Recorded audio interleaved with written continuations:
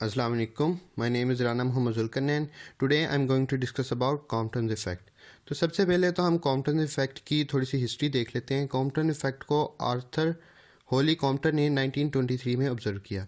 उसके बाद हम इसकी डेफिनेशन देते हैं। कहते हैं the phenomena in which the scattered photon has greater wavelength than incident photon. कहते हैं ये वो फिनोमिना है जिसमें स्कैटर्ड फोटोन की वेवलेंथ जो है वो इंसिडेंट फोटोन से ज़्यादा होती है। अब इसका मतलब मैं आपको समझाऊंगा। तो सबसे पहले कॉम्पटन इफ़ेक्ट को समझने के लिए हमें कुछ जनरल चीज़ें समझनी पड़ेंगी, तो फिर ही हमें कॉम्पटन इफेक्ट का पता चलेगा। कॉम्पटन इफेक्ट बेसिकली क्या है? ये बेसिकली बताता है हमें कि जो लाइट है उसकी पार्टिकल नेचर होती है। तो सबसे पहले हमें पता होना चाहिए कि पार्टिकल आखिर करता क्या है। सबसे पहले हमें दो इंटरेक्शन देखने पड़ेंगे, पार्टिकल पार्टिकल इंटरेक्शन और पार्टिकल वेव इंटरेक्शन। तो पार्टिकल पार्टिकल इंटरेक्शन कैसा होता है? फॉर एग्जांपल हमारे पास एक पार्टिकल है, पार्टिकल ए, ये कोलाइड करेगा पार्टिकल बी के साथ। तो फिर क्या होगा? जब पार्टिकल ए पार्टिकल बी के साथ कोलाइड करेगा तो पार्टिकल बी जो है वो डायरेक्शन में किसी डायरेक्शन में मूव कर जाएगा। यानी कि जो पार्टिकल ए जो है वो अपना कुछ मोमेंटम पार्टिकल बी को ट्रांसफ़र कर देगा, जिसकी वजह से पार्टिकल ए का मोमेंटम कम हो जाएगा। दोबारा सुनिए कि अगर पार्टिकल ए पार्टिकल बी के साथ कोलाइड करेगा तो पार्टिकल बी जो है वो किसी डायरेक्शन में स्कैटर्ड हो जाएगा और पार्टिकल ए का जो मोमेंटम है यानी कि मोमेंटम जो है वो उसका कम हो जाएगा। अब हम देखते हैं कि वेव पार्टिकल इंटरेक्शन कैसे होता है। वेव जो है वो आपको पता है ऐसे मूव करती हैं, वेव फॉर्म में मूव करती हैं। जब वेव के रास्ते में कोई भी एक पार्टिकल रखा जाता है तो फिर क्या होता है? वेव जो है वो अपनी मोशन वैसे ही कंटिन्यू रखती हैं। तो इसकी एग्जांपल मैं आपको कुछ ऐसे दे दूंगा कि आपके पास एक वाटर टब है। वाटर टब के दरमियान आप बिल्कुल एक वुडन का पीस रख देते हैं, कोई भी लकड़ी का एक टुकड़ा रख देते हैं। तो अगर आप टब के एक साइड पे थोड़ी सी डिस्टर्बेंस पैदा करें तो जो है वो वुडन का छोटा सा पार्टिकल वो अप एंड डाउन मूव करेगा। तो वो अप एंड डाउन जो मूव करेगा उससे वो किसी भी एक स्पेसिफिक डायरेक्शन में मूव नहीं करेगा। जिस तरह यहाँ जो है पार्टिकल ए जो है अगर इस साइड पे पार्टिकल बी के साथ मतलब इंटरेक्ट करे तो पार्टिकल बी जो है वो किसी और साइड पे मूव कर जाएगा। यानी कि जब पार्टिकल ए पार्टिकल बी के साथ जब पार्टिकल पार्टिकल इंटरेक्शन होती है तो मोमेंटम का चेंज आता है, लेकिन जब वेव पार्टिकल इंटरेक्शन होती है तो मोमेंटम का चेंज नहीं आता। तो ये बेसिक कॉन्सेप्ट है जो हमें समझने में मदद करेगा कॉम्पटन इफेक्ट। अब देखते हैं कि ये हमारे पास एक फोटोन है, ये फोटोन है बेसिकली एक्स रेज का।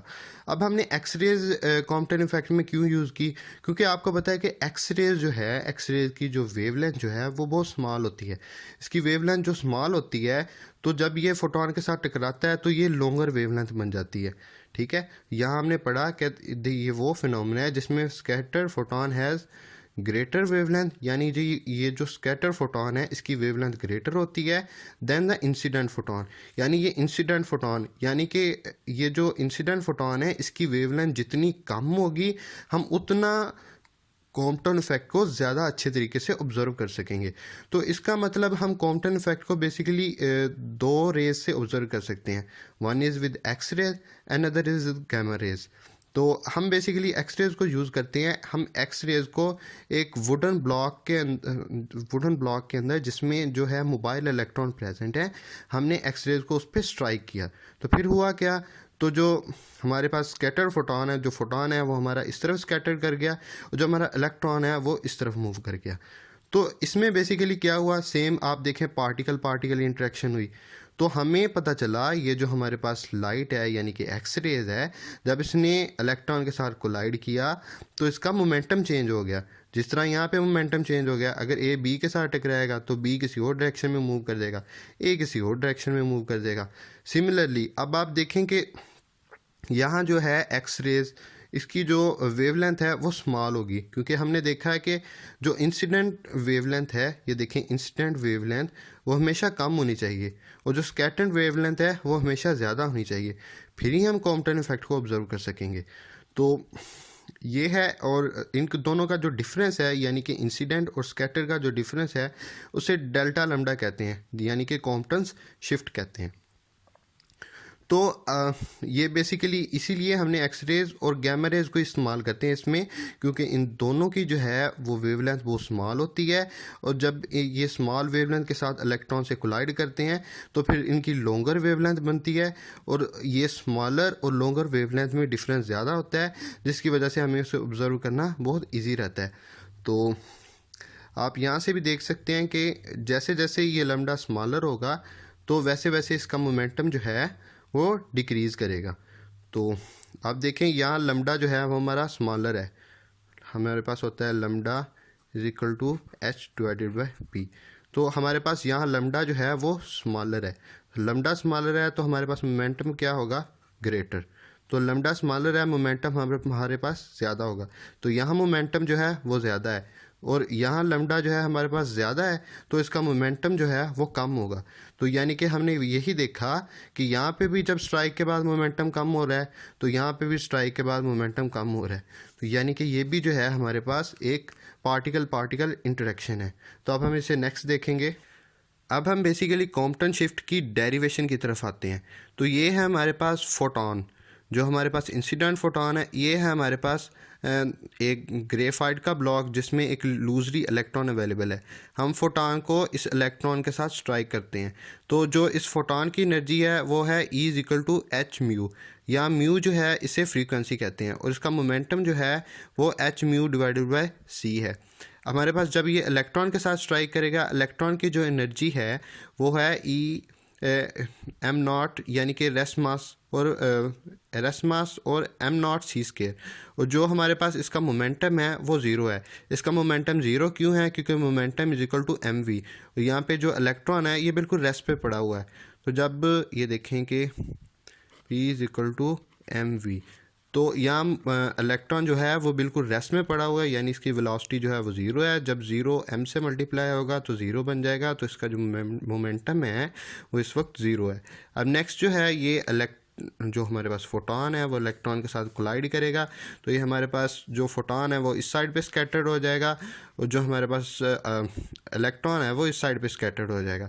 अब हमारे पास इलेक्ट्रॉन की जो पहली एनर्जी है वो है E P is equal to H V, लेकिन स्कैटर्ड होने के बाद उसकी एनर्जी बन जाएगी E P prime is equal to H V prime. उसके बाद हमारे पास जो मोमेंटम है वो है P is equal to H mu divided by C, लेकिन स्कैटर्ड होने के बाद जो है वो हो जाएगा P mu is equal to H mu divided by C. उसके बाद हम देखते हैं इलेक्ट्रॉन की एनर्जी जो है वो एम नॉट सी स्केयर है, लेकिन रिक्वायर्ड होने के बाद उसकी एनर्जी जो है एम सी स्केयर बन जाएगी, लेकिन पहले उसकी जो मतलब मोमेंटम है वो ज़ीरो है, लेकिन कोलिजन के बाद उसका मोमेंटम जो है वो एम वी बन जाएगा। उसके बाद चूंकि आपको पता है कि जो एनर्जी जो है वो तो एक स्केलर क्वांटिटी है, लेकिन जो मोमेंटम है वो एक वेक्टर क्वांटिटी है। तो सबसे पहले हम ये जो मोमेंटम है हमारे पास, हम इन्हें रिजोल्व करेंगे इनके एक्स और वाई कंपोनेंट में। तो सबसे पहले हम इस जो फोटॉन है इसके जो मोमेंटम है उसे एक्स और वाई कंपोनेंट में रिजोल्व करते हैं। तो ये हमारे पास इसका मोमेंटम है P is equal to H mu divided by C. तो इसका जो एक्स कंपोनेंट है वो होगा P prime is equal to cos phi is equal to H mu divided by C cos phi, और इसका जो वाई कंपोनेंट होगा वो होगा P prime sine phi is equal to H mu divided by C sine phi. तो similarly अब हम आते हैं इलेक्ट्रॉन की तरफ। ये इलेक्ट्रॉन की जो है इलेक्ट्रॉन का जो मोमेंटम है वो होता है p electron momentum is equal to m v, यानी कि रिक्वायर्ड होने के बाद इसका मोमेंटम जो बन गया है p prime is equal to m v, लेकिन इसका जो है वो एक्स कंपोनेंट होगा p e prime is equal to cos theta is equal to m v cos theta. तो इसका जो हमारे पास वाई कंपोनेंट होगा वो p e sine theta is equal to m v sine theta. अब हम चलते हैं इसके पास, हम ये सारी जो हैं ये बेसिक टर्म्स हैं, यानी कि ये वो बेसिक चीज़ें हैं जिनको अब हम आगे डेरिवेशन में अप्लाई करेंगे। सबसे पहले इन सारी चीज़ों का आपको पता होना चाहिए, यानी कि इंस्टेंट फोटॉन क्या आता है, उसकी पहले एनर्जी कितनी है, बाद में कितनी है, इस तरह उसके बाद इलेक्ट्रॉन की पहले एनर्जी कितनी है, बाद में एनर्जी कितनी है, मोमेंटम कितना है, मोमेंटम एक्स एक्सिस पे कितना है, मोमेंटम वाई एक्सिस पे कितना है, फोटॉन का मोमेंटम एक्स एक्सिस पे कितना है, वाई एक्सिस पे कितना है। उसके बाद हम देखते हैं law of conservation of energy. अब हम आ रहे हैं बेसिकली कॉम्पटन शिफ्ट की डेरिवेशन की तरफ। सबसे पहले हम देखते हैं law of conservation energy. Law of conservation energy क्या कहता है? Energy before collision and energy after collision remain the same. तो एनर्जी बिफोर कोलिजन में क्या आता है? हमारे पास फोटोन की एनर्जी और हमारे पास इलेक्ट्रॉन की एनर्जी, ये दोनों एनर्जी को अगर हम जमा कर लें, और ये जो बाद वाली एनर्जी है यानी ये वाली एनर्जी और ये वाली एनर्जी, इन दोनों एनर्जी को अगर हम जमा कर लें तो ये हमारे पास कांस्टेंट रहती हैं। तो सबसे पहले हम इन दोनों को जमा करेंगे, यहाँ लिख लेंगे, और इन दोनों को जमा करेंगे, यहाँ लिख लेंगे। इसे सॉल्व करेंगे सिंपली, तो हमारे पास जो है ये इक्वेशन नंबर 1 बन जाएगी। अब हम चलते हैं नेक्स्ट में हम इस पे अप्लाई करेंगे law of conservation of momentum. तो law of conservation of momentum क्या कहता है? Momentum before collision and momentum after collision remain the same. तो हम सबसे पहले बात करेंगे एक्स एक्सिस पे कि एक्स एक्सिस पे मोमेंटम कितने हैं। तो मोमेंटम इसको हम प्लस कर लेंगे, यानी कि जो एक्स एक्सिस पे मोमेंटम है तो उसको हम प्लस करेंगे। तो क्योंकि ये दोनों मोमेंटम जो हैं ये बेसिकली एक ही डायरेक्शन में लग रहे हैं। ये देखें, जो मोमेंटम ऑफ फोटोन है वो भी इसी डायरेक्शन में लग रहा है, जो मोमेंटम ऑफ इलेक्ट्रॉन है वो भी एक ही साइड पे लग रहा है। तो ये दोनों हमारे पास प्लस हो जाएंगे। तो जब हम इन्हें प्लस करेंगे और इन्हें सोल्व करेंगे तो ये हमारे पास जो है वो इक्वेशन नंबर 2 बन जाएगी। उसके बाद हम देखेंगे मोमेंटम ऑन वाई एक्सिस। तो momentum on y axis initially जो है वो हमारे पास ज़ीरो है। तो वो ज़ीरो क्यों है? आप ये देखें कि यहाँ पे जो है टोटली मोमेंटम जो है, यहाँ कोई भी वाई एक्सिस की तरफ फोर्स नहीं है, टोटली एक्स एक्सिस पे जो है हमारे पास जो है वो मोशन लग रही है, वाई एक्सिस के ऊपर कोई भी मोशन नहीं लग रही। तो इस तरह हमारे पास मोमेंटम ऑन वाई एक्सिस जो है वो ज़ीरो हो जाएगा। लेकिन कोलिजन के बाद हम देख रहे हैं इसके वाई कंपोनेंट भी है, इसका वाई कंपोनेंट भी है, इसका वाई कंपोनेंट भी है। उसके बाद हम देखते हैं ये आ गया हमारे पास वाई कंपोनेंट, ये लिख लिए। लेकिन हमने इसके दरमियान नेगेटिव साइन क्यों लिखा? नेगेटिव साइन हमने इसलिए लिखा क्योंकि ये जो है ये एक साइड पे है, यानी कि जो फोटोन का जो मोमेंटम जो एक्स एक्सिस पे है वो एक साइड पे है, और जो इलेक्ट्रॉन का मोमेंटम जो है एक्स एक्सिस पे वो अपोजिट साइड पे है। ये दोनों अपोजिट साइड पे हैं, इसलिए हम इन दोनों के दरमियान जो है वो नेगेटिव लिखा है। तो उसके बाद हमने इनको दोनों को बोथ साइड सी से मल्टीप्लाई कर दिया, उसे सोल्व कर दिया, तो ये हमारे पास इक्वेशन नंबर 3 बन गई। नेक्स्ट स्टेप हमने क्या करना है? नेक्स्ट स्टेप हमने करना है स्केयरिंग एंड एडिंग इक्वेशन 2 और 3। यानी ये जो हमारे पास इक्वेशन 2 है और इक्वेशन 3 है, इनको सबसे पहले हमने स्केल लेना है, स्केल लेके इन दोनों को प्लस कर देना है। प्लस हमने कैसे करना है? लेफ्ट हैंड साइड को लेफ्ट हैंड साइड से प्लस करना है, राइट हैंड साइड को राइट हैंड साइड से प्लस करना है। तो जब हमने प्लस करेंगे तो हमारे पास इक्वेशन नंबर 4 बन जाएगी। अब हम नेक्स्ट चलते हैं इसकी डेरिवेशन की तरफ। अभी ये सारा कुछ जो हम कर रहे हैं ये हम कॉम्पटन शिफ्ट की डेरिवेशन के लिए कर रहे हैं। तो नेक्स्ट हम करेंगे न्यू फॉर्म। इक्वेशन 1 को अगर हम मज़ीद इससे रिजोल्व करें, डिराइव करें, तो हमारे पास क्या बनता है? ये है हमारे पास बेसिकली इक्वेशन 1। तो हमने इक्वेशन 1 में क्या किया? सबसे पहले हमने एम नॉट सी स्केयर को इस साइड पे ले आए हम। तो एक साइड पे हमने एम सी स्केयर ही रख दिया। हमने इसके बाद हमने इसका स्केयर लिया है, स्केयर के बाद हमने इसे मज़ीद सोल्व किया, तो ये हमारे पास इक्वेशन नंबर 5 बन गई है। नेक्स्ट हमने क्या किया? इक्वेशन 5 और इक्वेशन 4 को हमने माइनस किया। तो इक्वेशन 5 को इक्वेशन 4 से हमने माइनस कर दिया, तो ये हमारे पास कुछ ऐसा बना, m square c 4 into 1 minus v square divided by c, mu square divided by c minus 2 s square mu minus mu prime 1 minus cos phi plus m naught square c square plus 2h mu minus mu prime m not c square. तो ये हमारे पास equation 6 बन गई। अब हम मज़ीद drive करेंगे ये एम सी स्केयर। उसके बाद हम देखेंगे रिलेटिविस्टिक मास। तो रिलेटिविस्टिक मास को फाइंड करने का जो फार्मूला है वो होता है m is equal to rest mass, यानी कि m naught divided by under root 1 minus v square divided by c square. इसको मज़ीद हम ड्राइव करने के लिए इन दोनों साइड का स्केयर लेंगे, तो हमारे पास बन जाएगा m square is equal to m naught square minus 1 minus v square divided by c square. उसके बाद हम क्या करेंगे? इस दोनों साइड पर स्केयर ले लिया, तो हमारे पास ये बन गया। उसके बाद हमने क्या किया? उसके बाद हमने m square is equal to m square, यानी कि पुट इन इक्वेशन 6। तो उसके बाद हमने बेसिकली क्या किया? ये जो है हमारे पास एम स्केयर, तो ये सारी वैल्यू हम जो है इस साइड पे ले आए हैं, ये सारी वैल्यू इस साइड पे आई और ये अकेली रहेगी। M naught square is equal to m square 1 minus v square divided by c square. तो ये जो है हमारे पास ये चूंकि हमारे पास बहुत बड़ी बन गई थी, m square is equal to 1 minus mu square divide by c square, हम चाह रहे थे कि ये जो है हमारे पास फॉर्म ये थोड़ी शॉर्ट फॉर्म बन जाए, तो हमने इसको शॉर्ट फॉर्म बनाने के लिए बेसिकली ये डेरिवेशन की है। अब ये जो है हम m square 1 minus v mu square divide by c square की जगह हम लिख सकते हैं एम नॉट स्केयर। तो यानी कि ये सारा एक्सप्रेशन जिसको मैंने शेडिड एरिया में लिखा है, हम इसकी जगह लिख सकते हैं एम नॉट, यानी कि रेस्ट मास का स्केयर लिख सकते हैं, एम नॉट स्केयर भी कह सकते हैं इसे। तो एम नॉट स्केयर यहाँ पे लिख सकते हैं।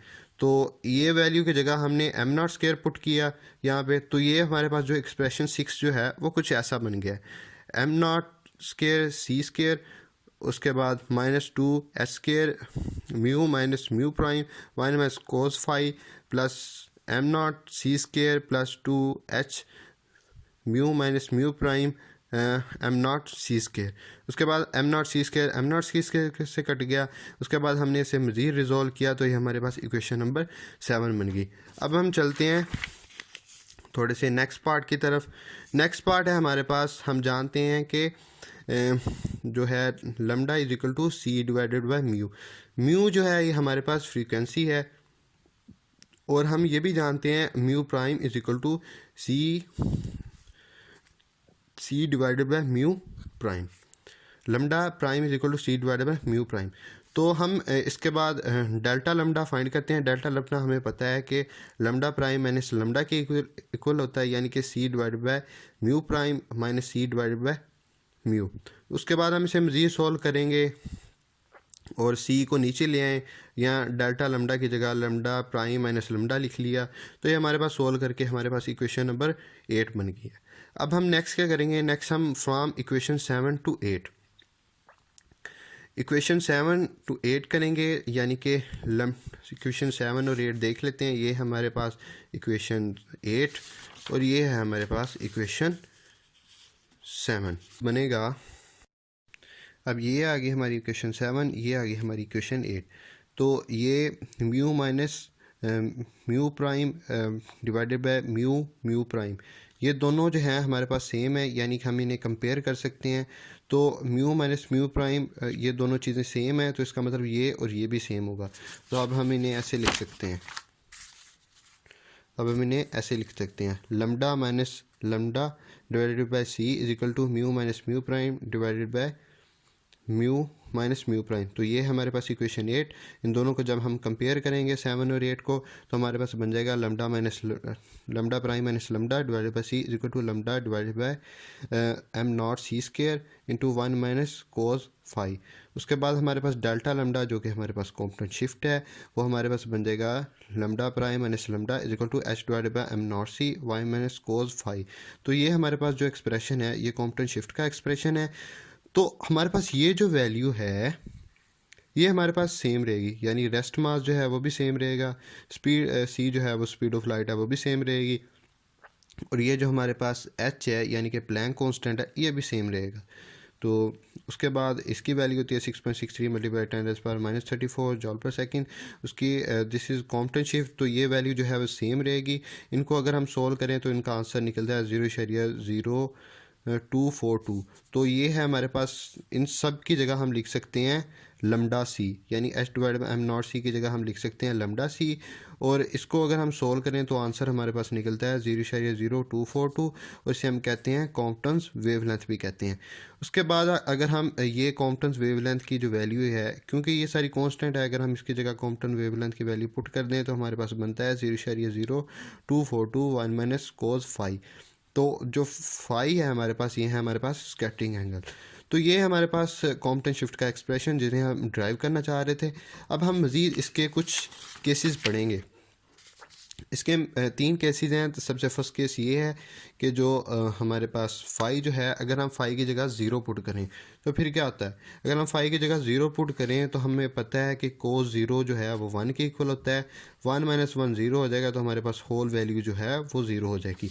अगर हम फाई की जगह 90 पुट करें तो हमें पता है कि कोस 90 जो है ये हमारे पास हो जाएगा ऑलमोस्ट 0 हो जाएगा।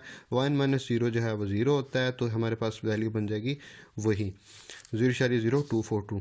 तो उसके बाद अगर हम फाई की जगह 180 पुट करें फिर क्या होगा। अगर हम फाई की जगह 180 पुट करें फिर 0.042 इंटू 1 माइनस कोस 180, तो ये हमारे पास बन जाएगा 0.0484, यानी कि लैम्डा मैक्सिमम। तो ये था आज का हमारा लेक्चर जो कि कॉम्पटन इफ़ेक्ट पे था। तो इसमें बेसिकली हमने दो चीज़ें सीखी हैं।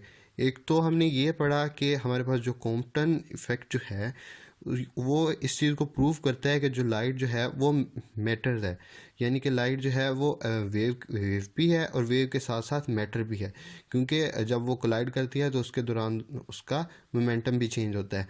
उसके साथ हमने ये पढ़ा कि मतलब हमने कॉम्पटन शिफ्ट का जो है वो कंप्लीट डेरिवेशन पढ़ा।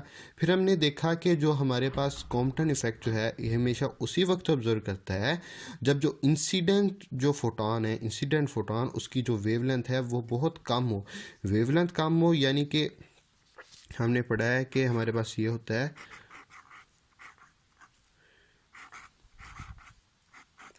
तो हमारे पास ये है डिक्रीजिंग वेवलेंथ का ऑर्डर। तो या एक्सरेज की डिक्रीजिंग वेवलेंथ होती है या गैमा रेज की डिक्रीजिंग वेवलेंथ होती है। तो यानी कि अगर हमने कॉम्पटन इफेक्ट को ऑब्जर्व करना हो बहुत अच्छे से तो हमें ये दोनों में से किसी एक का यूज़ करना पड़ता है। हम विजिबल लाइट को यूज़ करके नहीं कॉम्पटन वेवलेंथ मतलब कॉम्पटन इफेक्ट को ऑब्जर्व कर सकते। हमें अगर कॉम्पटन इफेक्ट को ऑब्जर्व करना है तो हमें ये एक्सरेज यूज़ करनी पड़ेगी या गैमा रेज यूज़ करनी पड़ेगी। उसकी वजह सिंपल है, क्योंकि इनकी वेवलेंथ जो है वो बहुत शॉर्टर होती है। जब ये इलेक्ट्रॉन के साथ कोलाइड करेंगे तो इनकी वेवलेंथ जो है वो काफ़ी बड़ी हो जाएगी और उसी को हम कहते हैं कि हमारे पास कॉम्पटन इफेक्ट है, यानी कि इंसिडेंट फोटोन की हमारे पास जो वेवलेंथ है वो छोटी होगी।